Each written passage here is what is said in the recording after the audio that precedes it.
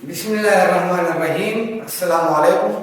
امید ہے کہ آپ خیریت سے ہوں گے، اللہ آپ کو خیریت سے رکھے۔ میں ہوں اقبال احساس اور آپ دیکھ رہے ہیں اردو دان۔ جیسے کہ آپ کے علم میں ہے کہ علم بیان کے جو اس سے پہلے 3 ارکان تھے، جیسے تشبیہ، استعارہ، مجاز مرسل، اس کے حوالے سے آپ کو میں لیکچر میں بتا چکا ہوں۔ اس کا آخری رکن جو تھا کنایہ وہ رہ گیا تھا، تو آج ہم کنایہ کے حوالے سے جو ہے بات کریں گے کہ کنایہ کیا ہے اور کیوں استعمال کیا جاتا ہے۔ اصل میں کنایہ جو ہے اشعار میں بھی باقاعدہ طور پر شعراء جو ہے اس کا استعمال کرتے ہیں، اور ایسے جملوں میں بھی باقاعدہ طور پر اس کا استعمال جو ہے وہ ہوتا ہے، اور یہ اس لیے ضروری ہے کہ جماعت نام سے لے کر کالج کے لیول تک باقاعدہ طور پر MCQs بھی آ جاتے ہیں، اس کے تعریف کے حوالے سے بھی پوچھا جا سکتا ہے، یا اس کے معنوں کے حوالے سے بھی پوچھا جا سکتا ہے۔ تو یہ ضروری ہے کہ آپ جو ہے کنایہ کو سمجھیں اور اس کو اپنے ذہن میں رکھیں۔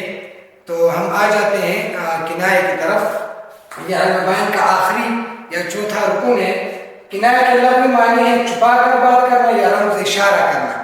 سے پوچھا جا سکتا ہے کہ درج ذیل میں رمز اشارہ کرنا یا چھپا کر بات کرنا، بیان میں کون سی رکن جو ہے یہ اس کے معنی ہیں۔ تو اگر آپ نے کنایہ پڑھا ہو اور سمجھا ہو تو آپ کو یہ جو ہے یاد آ جائے کہ یہ تو کنایہ کی بات ہو رہی ہے۔ تو کنایہ کے لفظی معنی جو ہے، جو لغت میں اس کے معنی ہیں، وہ چھپا کر بات کرنا یا رمز اشارہ کرنا، یعنی کہ بات کچھ اس طرح کرنا کہ مدعا کی وضاحت نہ ہونے پائے، یعنی بات بالکل صاف اور کلی طور پر نہ کرنا، مبہم بات کرنا، کہ جو آپ بیان کرتے ہیں وہ صاف طور پر آپ بیان نہ کریں بلکہ اس کی طرف اشارہ کریں، مبہم سا اشارہ کریں۔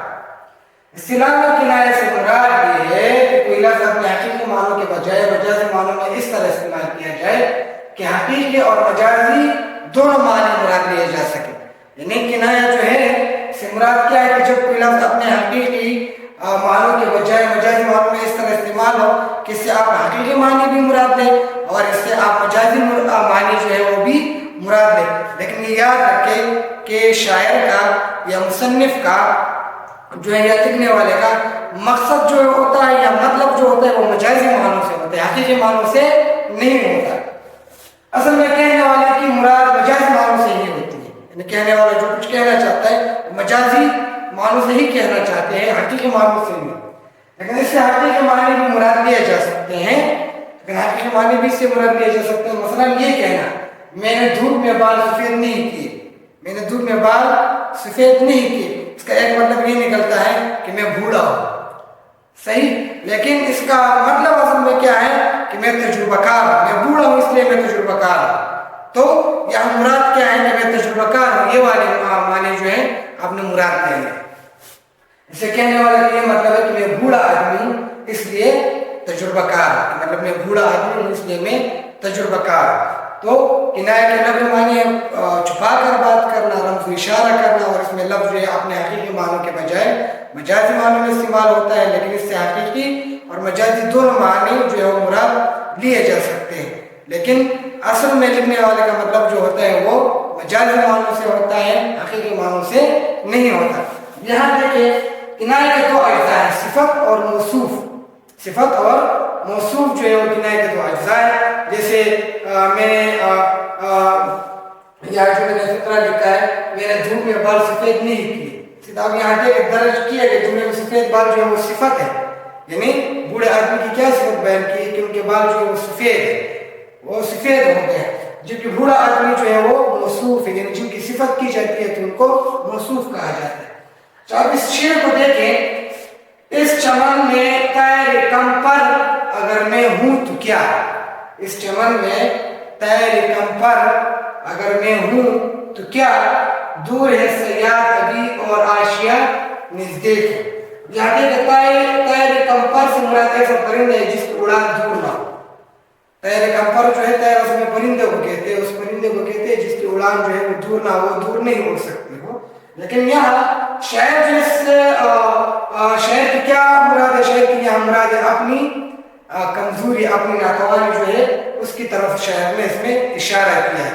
تو پھر اس کے بہت سارے کنائے کے بہت سارے اقسام ہیں، جیسے کنائے قریب ہے، کنائے بعید ہے، تلویح ہے، رمز ہے، بہت سارے، لیکن آج کی لیول تک جو ہے یہاں تک کافی ہے.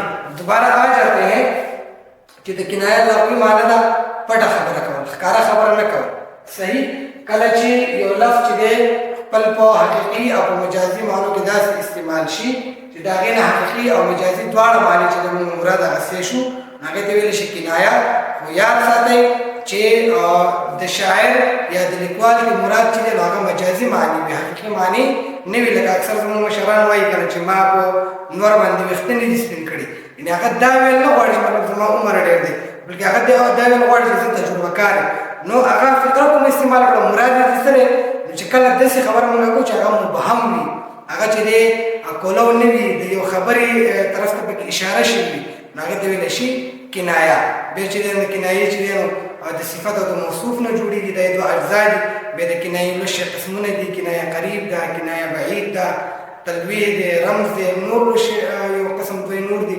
استاذ لپاره چې دی عمدہ ضروری دي. تو امید ہے کہ آپ کو یہاں تک سمجھ آ گیا ہوگا. جہاں آپ کو مسئلہ ہو تو آپ کمنٹس میں پوچھ سکتے ہیں. تب تک اللہ کا امان، خدا حافظ.